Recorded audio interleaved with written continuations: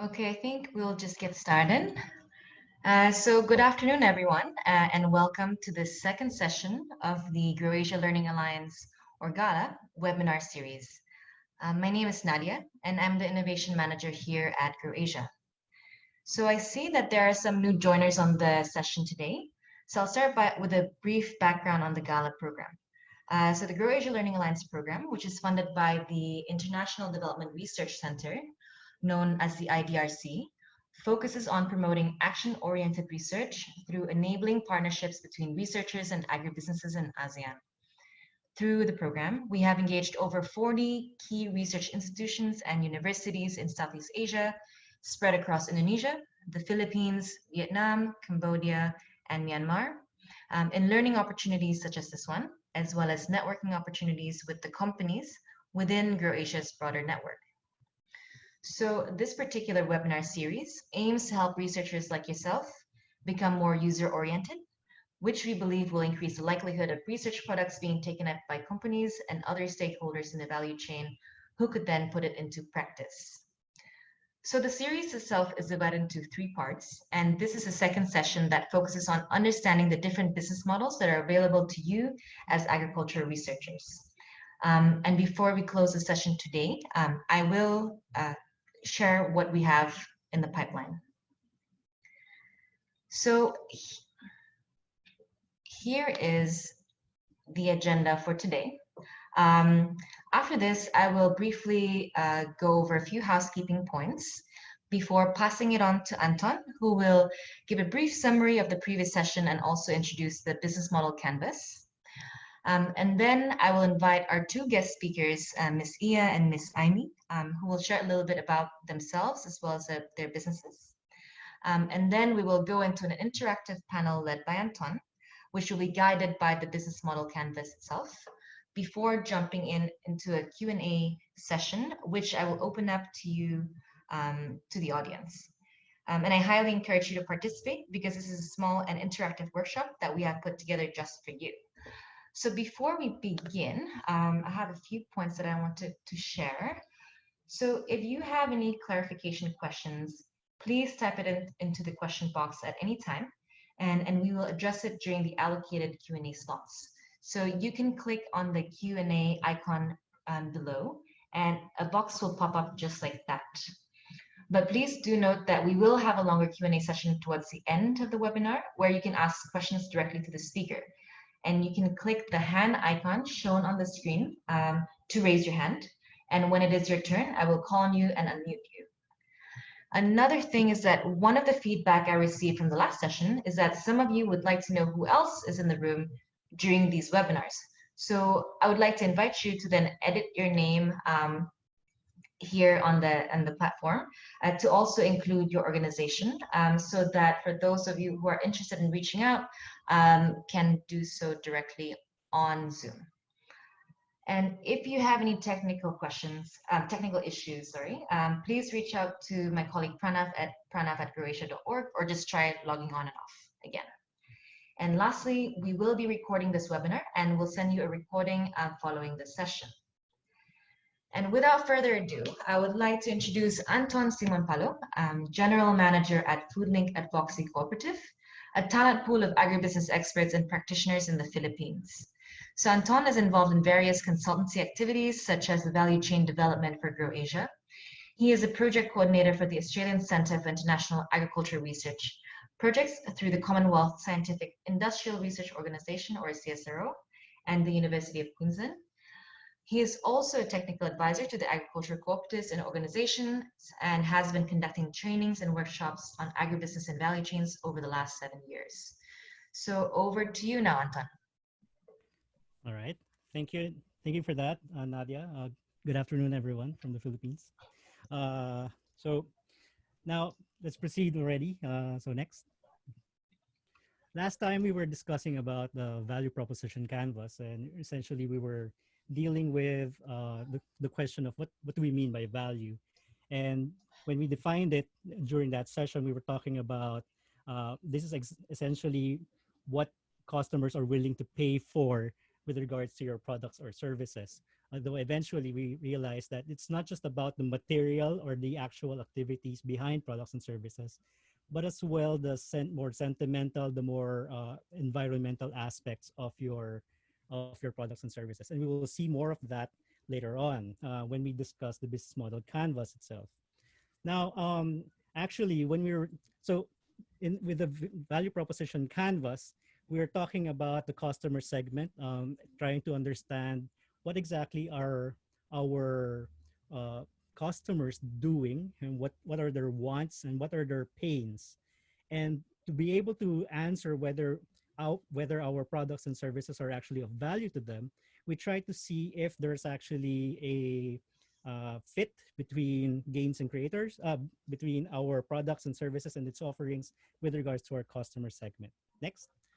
So actually, if we look very closely, the business model canvas is already there when we were discussing the value proposition canvas. It's really actually just that small symbol over there. So let's try to reverse their positions next.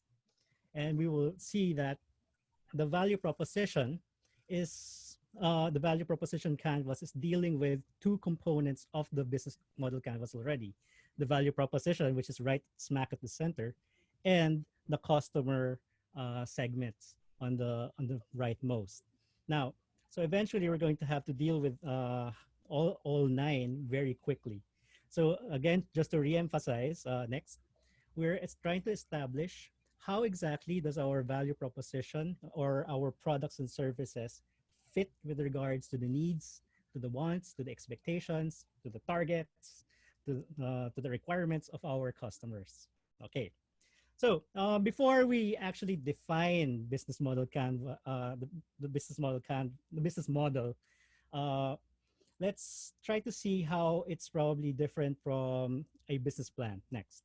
So most of you have probably, especially for those who have started running their businesses and their enterprises, most probably have encountered a business plan already.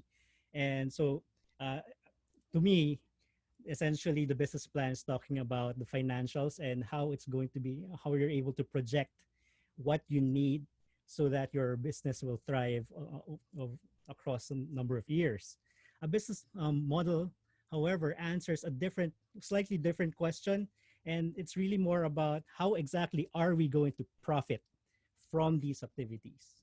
So one is talking about, okay, this is the profit projection that I have. The other one is talking about how exactly am I going to execute that. All right, next.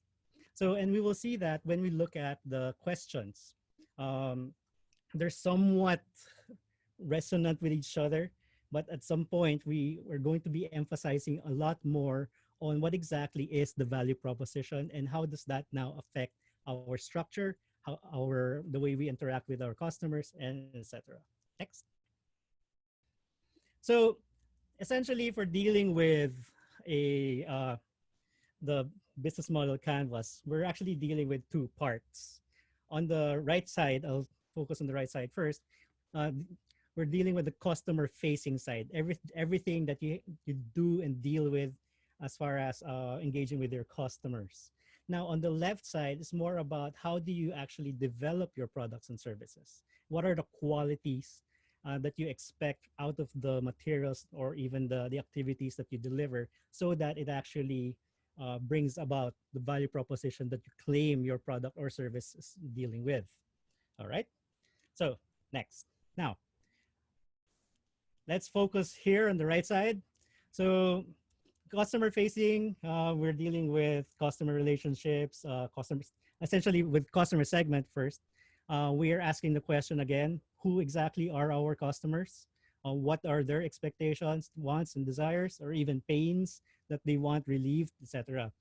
But to be able to, and after having this determined who they are, we talk about customer relationships. How exactly do you interact or do we interact with our customers? Is it face to face? Is it through a series of calls? Do you use, let's say, AI chatbots to deal with it? And that, depending on your products and services, that will have some kind of a kind of brand or effect on the way they perceive your product and service. So next. with channels, we are actually now dealing with this is the medium by which you reach out to them. So if you're a number of most people and most businesses would refer to stores, physical stores, and that's essentially the contact point by which they reach out to their customers. That's also oftentimes the way customers find out about their products and services. Some of you will probably be able to afford to come up with your own advertisements, while some others will probably rely more on word of mouth. Definitely, as far as we're concerned in the consultancy services, it's really very much about word of mouth referral system. All right, and then next. So the next one will be talking about revenue stream. This is essentially how do you get your customers' money from their pockets and into yours. Now, most people are familiar with direct assets. So I have, let's say, an item, I sell it to you. That's direct asset sales. However, there are many other ways by which you can actually get your money, and this is one of the more popular modes these days is the subscription models. If you're familiar with Netflix and all the other live streaming services, they use that. And this is actually now moving on towards even food deliveries. If you let's say you want a healthy diet, you use a subscription model. They send it to you every week, etc. There's also use now, pay later. This is actually very popular among smallholder farmers, wherein you allow them to use your products, and once they're able to harvest their produce and sell it, then they pay you. All right, and there are uh, many other modes for this. Next. So just to summarize, bring them all together, customer relationship essentially is how you approach. So in this case, if you're referring to the picture on the left side, this is a very personal approach. The seller is whispering the details to the customer. The channel is direct conversation. So this is very personal approach, a very personal approach. Of course, this is also very time consuming as far as the seller is concerned. And then the revenue stream is essentially asset sale, a direct asset sale. Okay, next. Now, dealing with the left side, which is the product service and development side. So very critical here are where exactly do you get your materials and how do you interact with them. So this is the key partners. And if you look at the picture on the side, we have essentially two characters. The guy who's selling his lamb, and the person looks like a female selling her rice. Now, so in this case, suppliers are definitely your key partners, but even the relevant government agencies, in case you have a lot of regulations, these are also your partners. Now, when we were discussing about uh, value, we were talking about substitutes as another dimension of competition. Here, we also have another dimension of partners, which is complementors. These are actually groups, institutions, businesses, or even industries that are operating not directly related to your products and services, but because they exist, they actually help you thrive or even prosper. So, for example, if you're an ICT company with digital solutions, definitely one of your complementors are the telecommunications companies. All right. So, next. Key activities, these are not just about the actual ways by which you produce your product, but these are actually referring to a quality with regards to that activity by which you produce your product. So, for example, if we're dealing with, in this case, on the example on the right, there's an emphasis on fresh lamb with fresh rice. That has something to do with the quality, and essentially we can probably say that the person who's going to be cooking, maybe a restaurant, in a restaurant, is really dealing with farm to plate types of models. And then we have the key resources. Next. Okay. So for key resources, we're dealing with the inputs and the qualities of these inputs. So again, sorry, with the fresh lamb, fresh rice, and then that now has a lot to do with your coordination, with your relationships with your key partners. All right. And of course, we also are dealing with cost structure. The cost structure now is talking about fixed costs, essentially the more administrative side, the things that you need to cover. Let's say you have certification costs. One of our audience members mentioned from our previous session that there's this need to have certification, and that it's giving a lot of issues with regards to the customers in terms of price. Variable costs, on the other hand, is really dealing with how much do you spend trying to produce a unit of your product or and trying to deliver a service, etc. All right. So next, there's just an emphasis with regards to the difference between value adding and value creating. So with value adding, so let's say you have a lamb and then you're adding a red ribbon. Essentially, the point of value adding is you're just putting together two materials and then being able to sell a product with a higher price. Yes, you can probably put in some kind of margin with your labor cost for having put that red ribbon, but typically it doesn't really translate to very big increases in value. Value creation, however, is an entirely different thing. It's not necessarily additive, but it seems to be closer to being able to multiply the value of your product. So let's say if you're talking about a lamb which you can sell for $100, but because it's organically or sustainably grown, this now allows you to do a certified organic sustainable lamb type of meat for selling, and then you can actually, in this case, quadruple your value. All right. So it's a very rapid discussion to be able to handle and tackle more of the nitty gritty aspects of the business model canvas. We're actually going to deal with that through an interaction with our panelists. All right. So next. All right. So questions first, if there are questions. So we don't have any questions at this time yet, Anton. So maybe you can just move along. All right. Okay. That's great. So I guess at this point, we're going to invite our first guest speaker. So I'd like to invite Ms. Larissa Joson, who is the entrepreneur behind the Dream Coffee, an original brand of Philippine Arabica that works together with 75 coffee farmers and their families in the indigenous Tiboli tribe in Tiboli, South Cotabato. So she is part of the first agribusiness masterclass in the Philippines, organized by UST Picard in partnership with the Australian Centre for International Agricultural Research and Commonwealth Scientific and Industrial Research Organization. So over to you, Ms. Ye. Hi, everyone.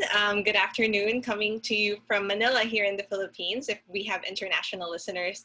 Today, I'm going to be talking about the coffee brand that I founded and I created alongside farmers from Tiboli and South Cotabato. So that's in Mindanao in the Philippines. So next slide, please. To tell you more about the Dream Coffee, so the Dream Coffee is single origin and single estate Arabica. That's from the Philippines. We like to talk about ourselves as an advocacy and also as an experience. So I'll get into that in a bit, but we're very much founded in our roots. So the roots of the Dream Coffee is really the Tiboli tribe that resides in Tiboli in South Cotabato. So we work with 75 farmers and their families in that tribe. And we work with a total of 7 communities or 7 municipalities. The Dream Coffee is called the Dream Coffee because the indigenous Tiboli tribe, they have a heritage of weaving sacred fabric that's inspired by dreams. So that's part of their tradition. When they see something in their dreams or as a vision, they craft it in a fabric called tinalak. And that's also why we call the coffee the Dream Coffee. So we wanted everything from the name of the coffee to how it looks to be reflective of the tribe that we work with. Next slide.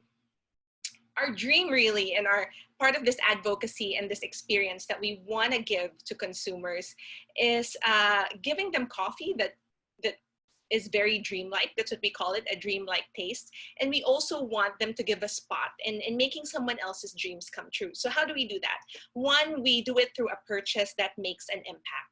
What we do is we directly trade with all the farmers that we work with. That means even if their houses or their communities are maybe 7 hours away by foot from the nearest bayan or city, we will still go to where they live, and we will give them cash in exchange for the crops that they grow, for the Arabica that they grow. In addition to this, we don't just directly trade with them. We also subsidize logistics by making sure that we're the ones that go to them. We subsidize even equipment. So their drying beds are answered by us. Their other equipment that you will need to grow coffee are like the hullers and the pulpers. So we also provide that. And we also, because we see this as a long-standing partnership with them, we also want this to be a sustainable source of livelihood for the farmers that we work with. So we also give them trainings or our basic seminars when it comes to saving their money or investing their money, so they don't just spend it all when they receive something. And the other thing that we also do is we're very big on creating taste that makes an impact. That means essentially when you drink the Dream Coffee, you feel like, whoa, this is good coffee that I want to keep coming back to. How we do that is, one, the coffee is shade grown in a single estate. So that means when you grow something in a single origin, it's more consistent, the taste that will come out of it, because you're dealing with pretty much the same climate or microclimate. It's also organically produced, so we don't use any drugs, any synthetic, any pesticides, any synthetic fertilizers when we grow this coffee. It's also harvested ripe, which is very good for sustainability. So we don't do strip harvests. We don't pick the cherries when they're not yet ready. We only hand pick them when they're ripe. And we roast them in small batches. So that means when the consumer wants a bag, they're going to get something that's been roasted within maybe 3 weeks or a week, and that ensures that you get a fresh bag every time. And again, as I mentioned a while ago, we also directly trade with the farmers. So that's one of our big propositions, that when you buy into this coffee, you're essentially getting a connection with a farmer from Tiboli. And to close, just the next slide, please. This is one of the farmer families that we work with. So we work with 75 of them. And we're also hoping that we get more people on board and join us in what we're trying to do for the Tiboli tribe. That's it. Thank you so much. Thank you so much, Ms. Ia. So we look forward to, I guess, learning more about your business later on in the interactive panel. And for those of you who have questions for Ms. Ia, please save them for the end of the session during the Q&A.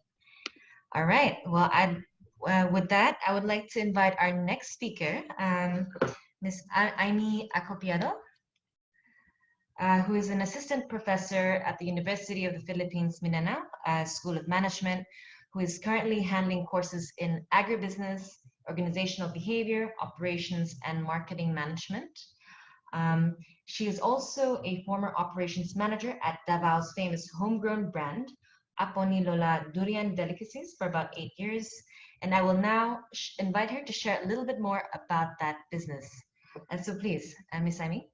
Hello, good afternoon. My name is Ivy. So as what Nadia mentioned, I am currently connected with UP Mindanao School of Management as one of their faculty. But prior joining the academy last year, I had a significant exposure with Davao's homegrown brand, Lola Durian Delicacy. So I used to work with the enterprise as the operations manager for about 8 years. And I think it was a worthwhile experience, and I could surely say that it provided me both the challenges and the learnings along the way towards the enterprise growth and development. So next slide, please.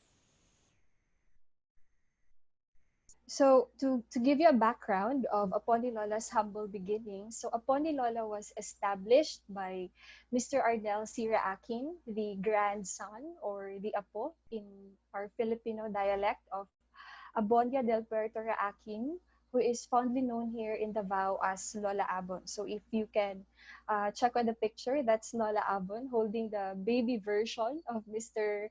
Raakin, which is very symbolic. So he started the business, or he formally registered the business on February 2000 with a startup capital of 500 pesos. And I could remember when he shared to me that story, he used to borrow that 500 pesos from one of his friends in order to buy the necessary ingredients for his product. So he had two production workers as his assistants on the manual production of his candies. And Mr. Akin was even part of the workforce as the cook, the salesman, the logistics person, and etc. So he was wearing different hats.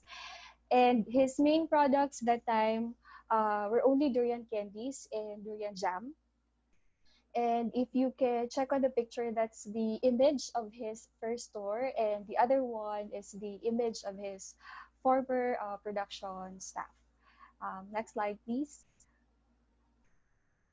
So 20 years after, this is upon Lola right now. So from the basic durian candies and jams, it was able to diversify its products to pastries and beverages ranging from durian hopia, durian piaya, durian pie, durian coffee, durian sandwich bread, and durian ice cream among the product lines. And if you can see, that's the facade of its current building, which is also called the Durian House.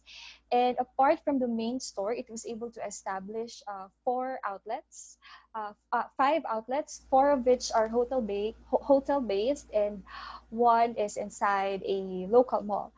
And it has grown its employees from two initial manpower to 80 employees who are full-time and direct hired, and has also become an active partner in the tourism sector in promoting Davao City and showcasing the Davao experience. So if you happen to visit Davao in one of your trips in the future. So don't forget to try the best tasting products of Apodilola Durian Delicacies and complete your Davao experience. So if you have more inquiries, you may call or contact the following numbers and their website. So that's it. Thank you.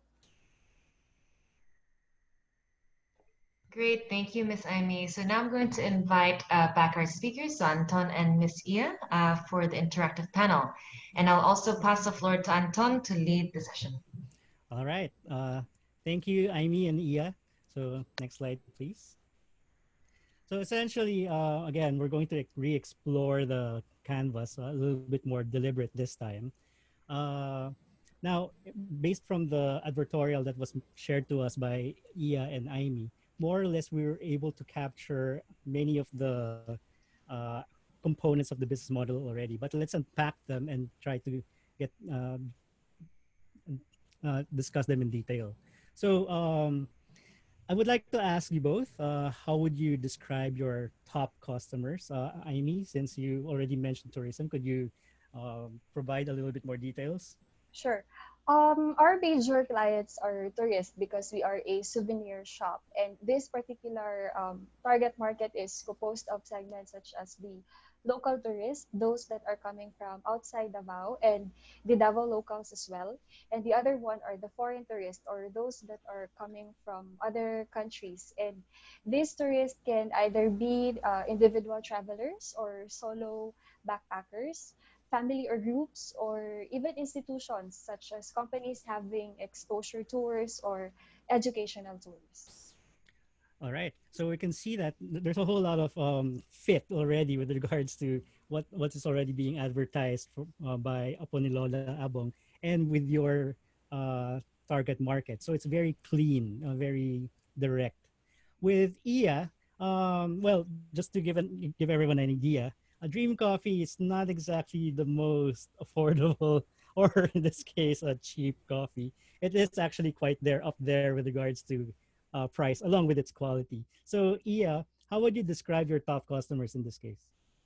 Don, so I would describe our top customers as mostly city dwellers. So these are people who live in cosmopolitan cities like Manila, Cebu, and Davao.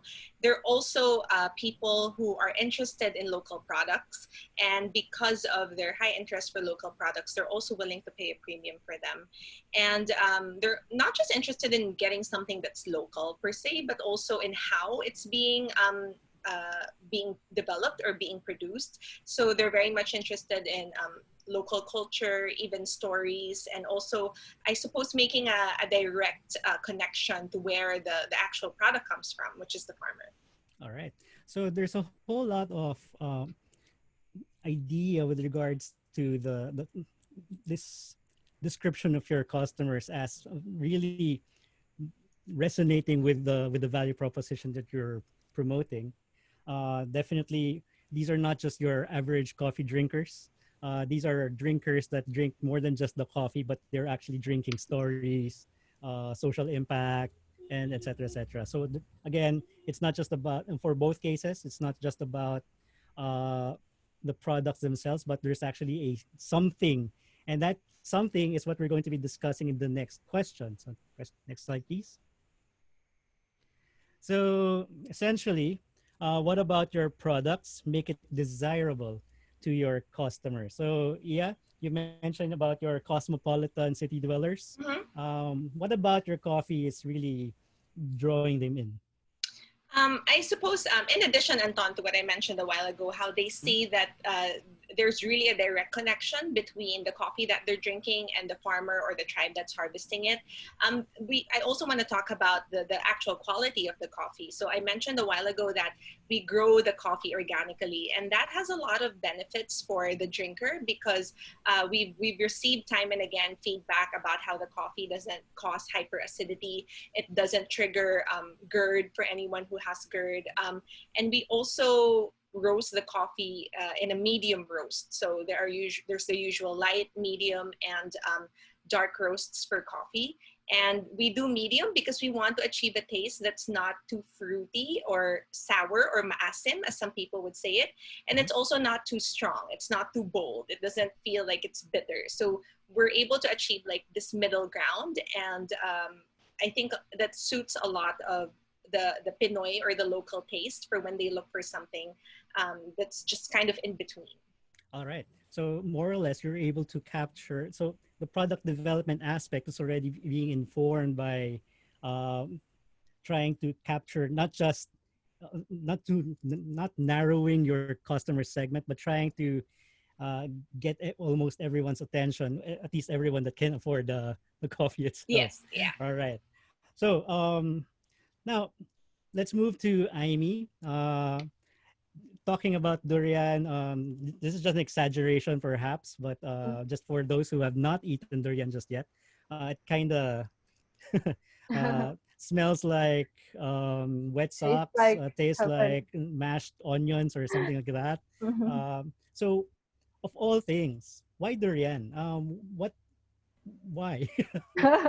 Well, durian because durian is associated with Davao. So if you think about Davao, so the things that comes into your mind are, of course, you have the Philippine eagle, the waling waling, the Mount Apo, and of course the durian. So on top of the customer service that we render in our stores and our outlets, we make sure that our durian delicacies or the product itself, the product can sell by itself.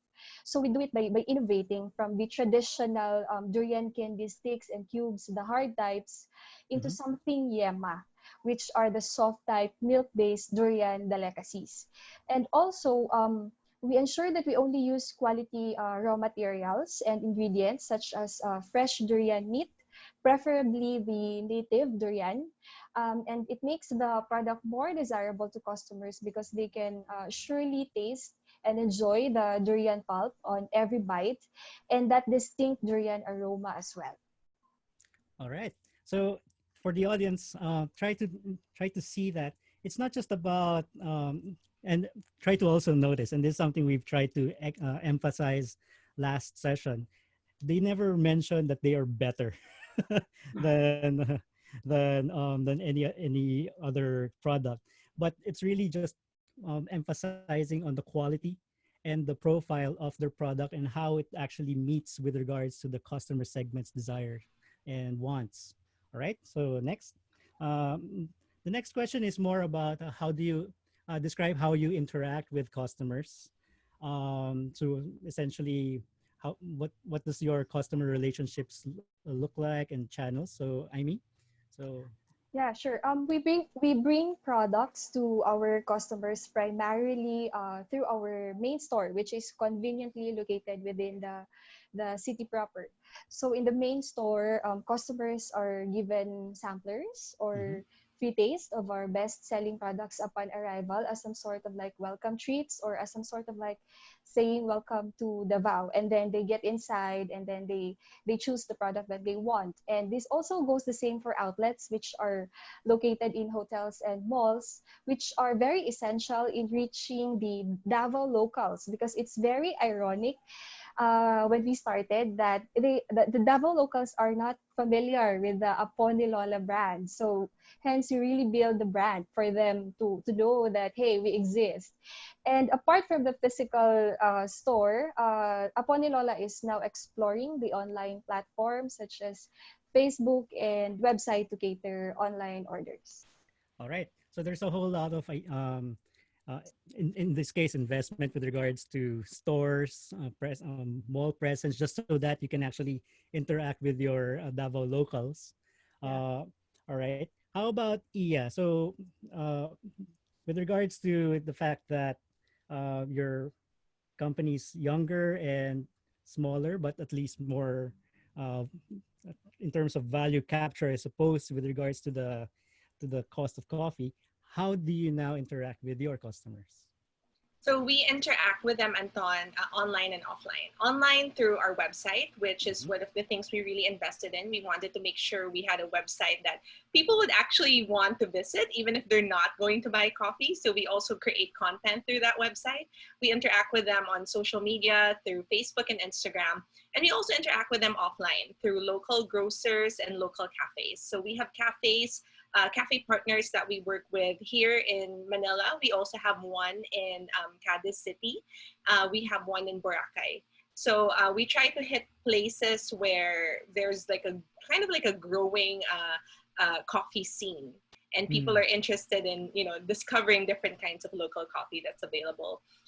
But it doesn't matter if it's online or offline. For us, what's very important is having like a personal touch with how we connect the customers. So we do that online by, even when they get their coffee, we still reach out to them and ask, how did you find it, how did you brew it, we want to know what you think of it. And it also encourages them to share the coffee online. And offline, we also make sure that we regularly meet with the local grocers, the local cafe owners, making sure that we meet exactly what they're looking for or what their customers are looking for when it comes to the coffee that is being drunk in their cafe. All right. So if I were to look into the, let's say, contrast and differentiate the two models that we've heard so far, with Aponilola Abong, we're talking about more of a fixed presence, that you're always there with regards to your stores, and again, trying to expose yourself, especially to your tourists, your target market. But with Dream Coffee, it's a more direct, it's probably a more personal, I suppose is the best word to say it. So a lot more attention given per customer, but then it also will affect the the breadth or Mm, the number of yeah. customers to engage with, and that's okay. That's essentially the model, the way it works. So again, it really depends on how you run and what's more appropriate to your business model. All right. So next. So with the next question, we really now, although we've touched upon the value proposition again and again, let's emphasize more about competitors and possible substitutes.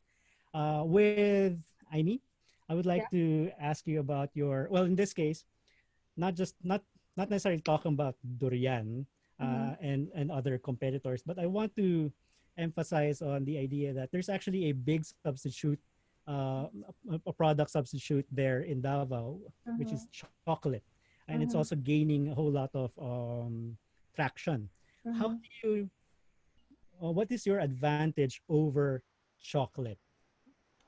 Okay, so I think one of the main competitive advantage of Aponi Lola Durian is its diversified products. So apart from the durian candies, Aponi Lola, as what I've mentioned, was able to diversify products from the traditional sticks and cubes and even from the yema type into pastries and beverages. So Mhm. this means additional options for customers and wider product choices. Mm. Also, these products come in different flavors of Davao's local fruits, not just durian, but also mangosteen, so that those non-durian eaters will still be catered because it's not a love at first sight with durian, right? So at least it's providing them options and choices. All right. So there's actually a bridge to a bridge. I would like to think that the durian pastries are actually a bridge towards eating actual the real raw durian in its Yeah. in its actual form.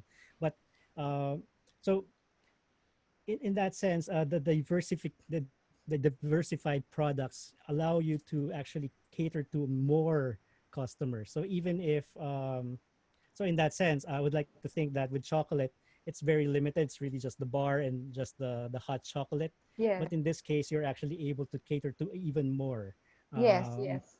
more preferences. All right. Yeah. How about Iya? So in this case, let's go very direct with competition. Coffee against coffee. What makes Dream Coffee advantageous over the other coffee out there? Um, Maybe I'll answer that question by also sharing that there's a huge, like a giant, deep and wide market for coffee. So it's really about also trying to reach out with the right customers. But also having said that, I do want to emphasize that we are the only Arabica coffee that sources now from Tiboli. Right now, I think there no one is working with them for Arabica coffee specifically in terms of like marketing it and selling it to customers. Their Arabica, they usually use it for home use, Mm-hmm. and they use their Robusta coffee more to sell. And then when we started working with them, that's when they started having a market for the Arabica coffee. So for a local consumer of coffee who wants to support local products, you're going to be familiar with coffee from perhaps the northern areas, Cordillera, Sagada, even Bukidnon in northern Mindanao. But when it comes to South Cotabato, specifically Tiboli, you're only going to get the Dream Coffee in a city market.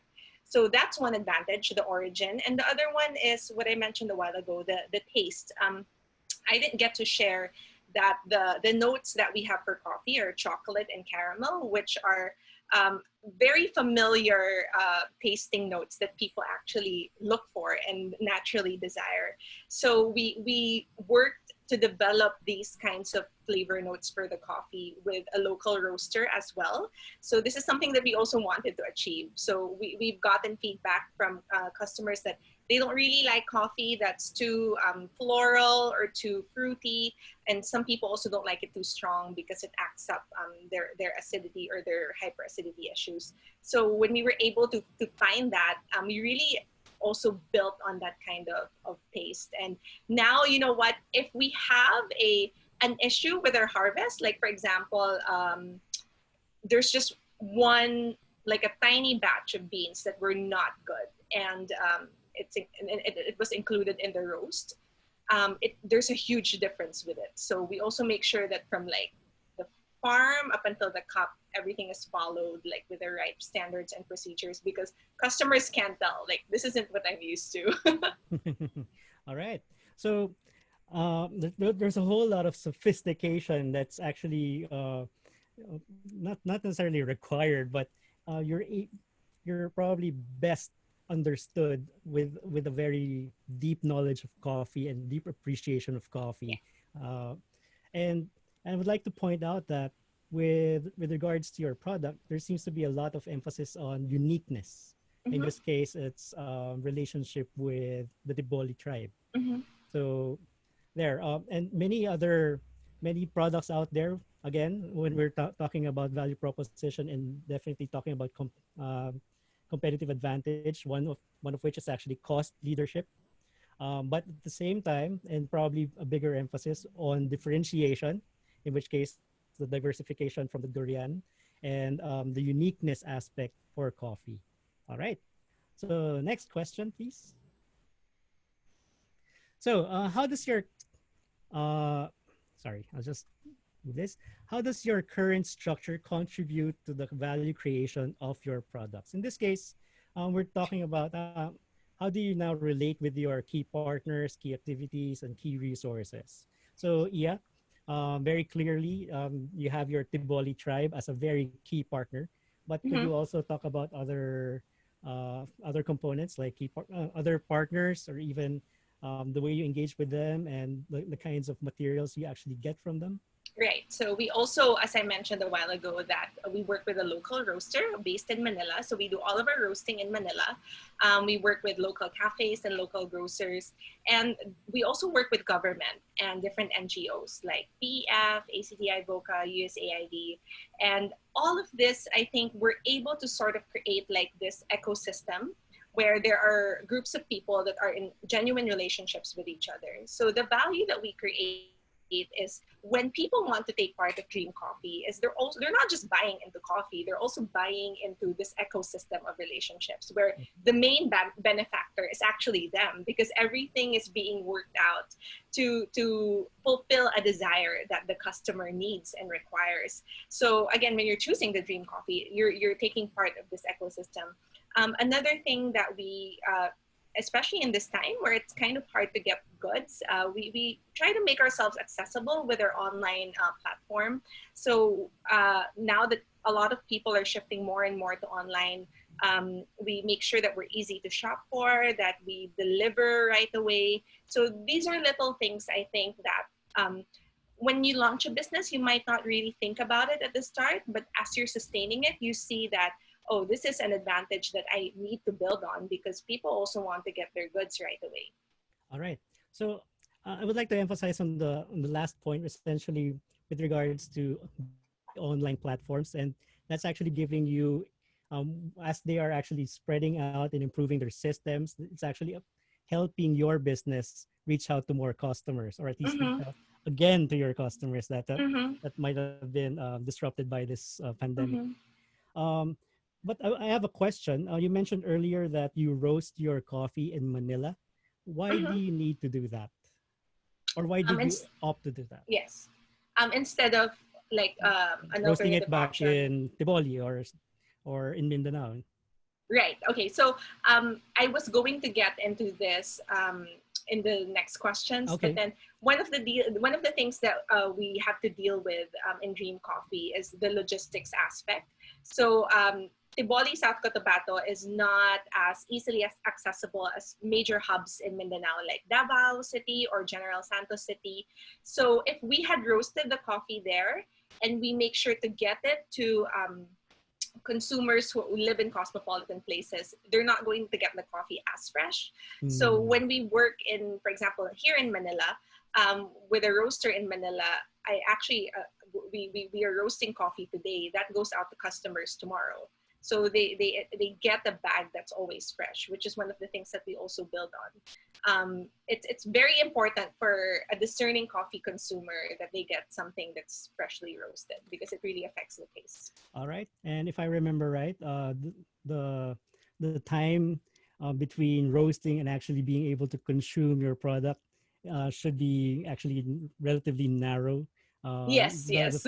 The more the faster you're able to consume it, the better. All right. Yeah. So that's definitely something for coffee. For durian, so we're talking about a whole lot of ecosystem with regards to Yeah, tourism, etc. yeah. And in terms of quality of your durian, please share, Amy.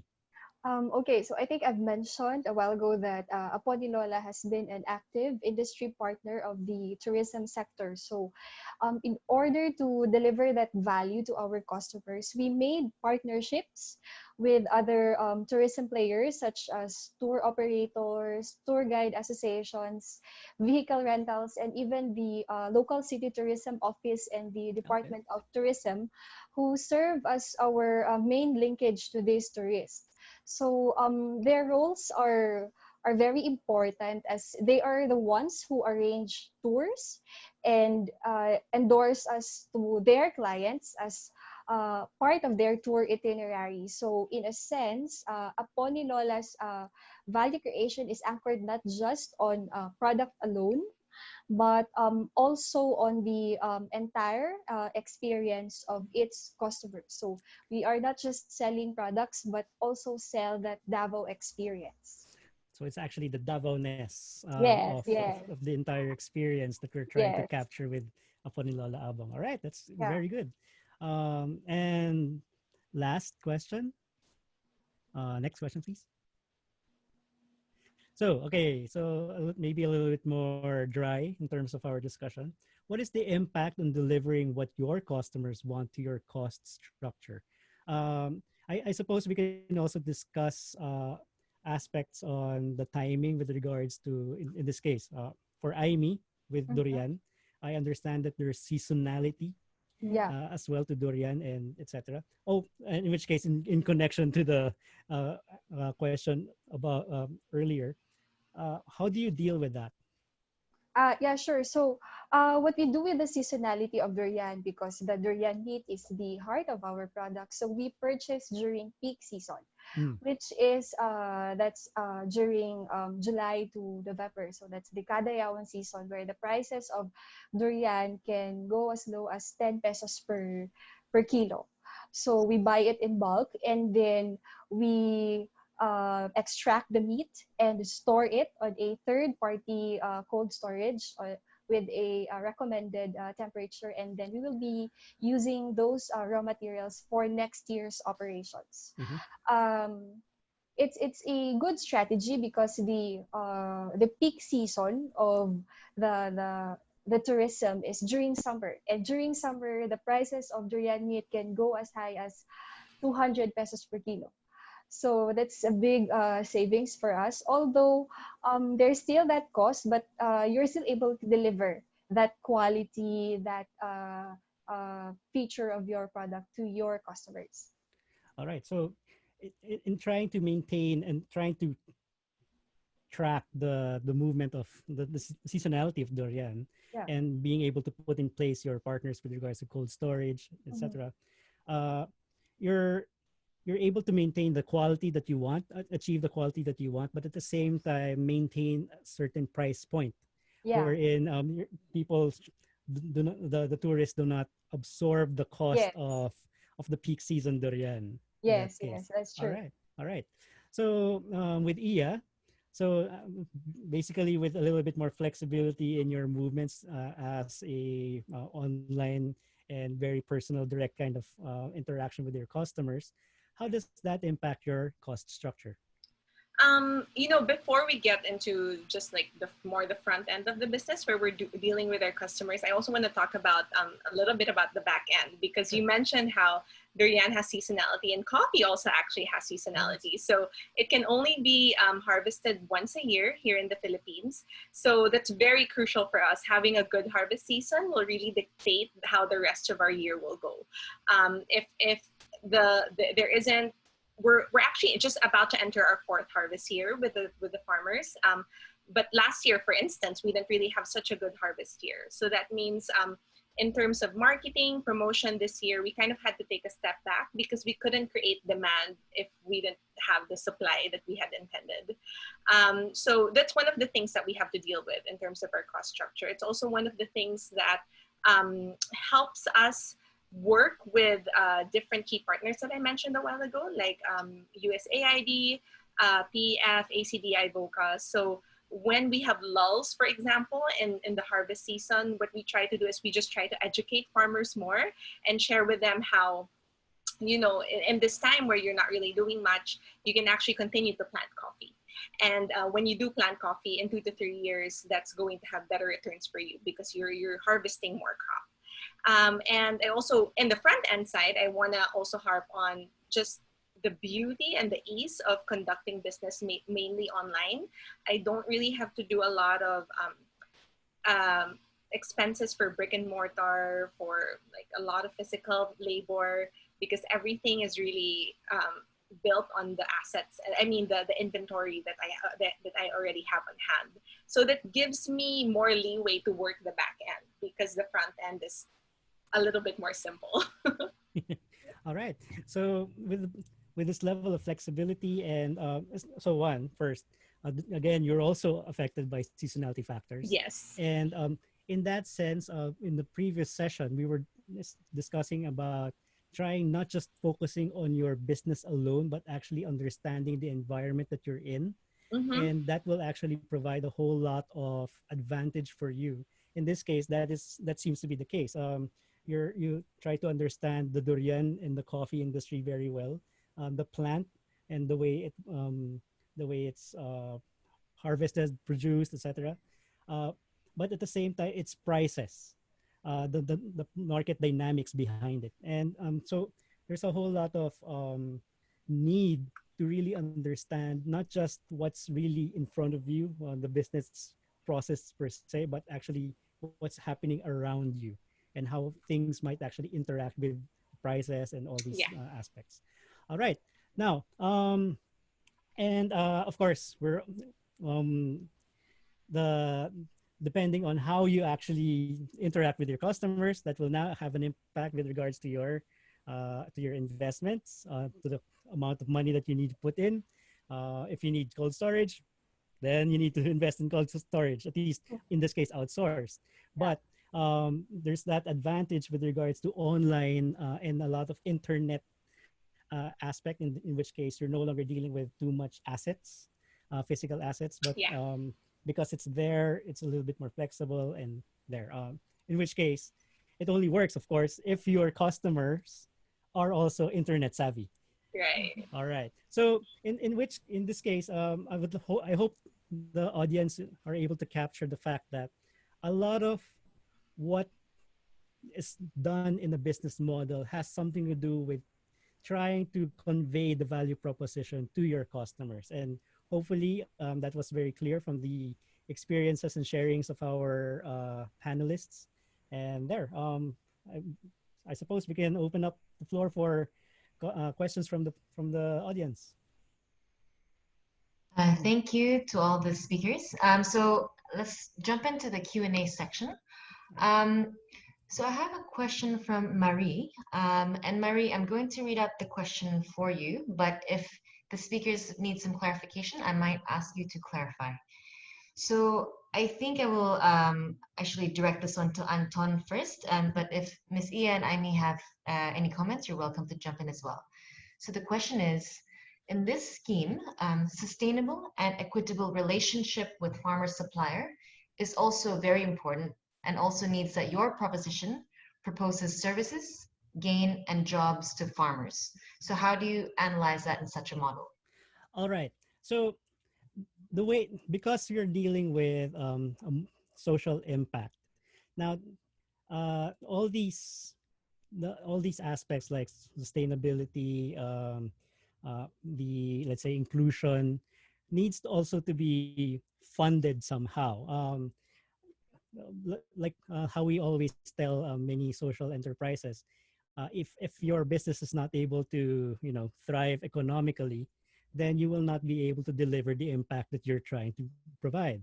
So in this case, um, there's a need for sound business modeling, and of course accurate and proper business planning. Uh, so if you want to generate more jobs, that means either you try, it's especially if you're dealing with farmers, if you want to provide more farmers a chance for jobs and income, you need to help, you need to be able to also create that much demand from your customers. So if you have a small customer profile and let's say they're not willing to pay too much with regards to their products, then the impact in terms of, let's say, income generation for their farmer partners will also be low. But if we take it, let's say, from the experience of IA, the high value, even if, let's say, it's a very narrow customer segment, this now provides more monies to move. And I think at this point, maybe as people are thinking of some questions, it's good to go back to the intention of this particular webinar again, is to really think about business models and I guess its relevance to you as researchers. So how can you use this tool as a researcher in trying to, I guess, develop your product? So maybe, Anton, a question that I might ask you is that if you are, say, an agriculture researcher producing some sort of breed of rice that is more climate resilient, and you've been working on this research for a few years, then how can you start to use this business model canvas? All right. Um, I would suggest that you first take a look at how the other, because there are a lot of rice seeds out there, rice seeds products, different types. If you notice, many of these rice seeds are very particular with regards to their customer segment. One rice will be more appropriate with fields that have good irrigation. Others can thrive with minimal or rain-fed type of farming setups. So um, again, understand your customers based on the profile of your product. So what exactly does your rice seed answer with regards to problems? Typically, it's not well. While it is possible to market it as a generic cover all types of scenarios, uh, most of the time it's still very much especially with farmers and their attitude of wait and see. There's a whole lot of investment in demonstration. So the way to reach out to them, your essentially your channel will be to engage with some form of farm demo, and then show them that under these circumstances, under these contexts, this is the kind of yield that you will be expecting, the kind of quality of rice that you will be getting from this rice seed that you have produced.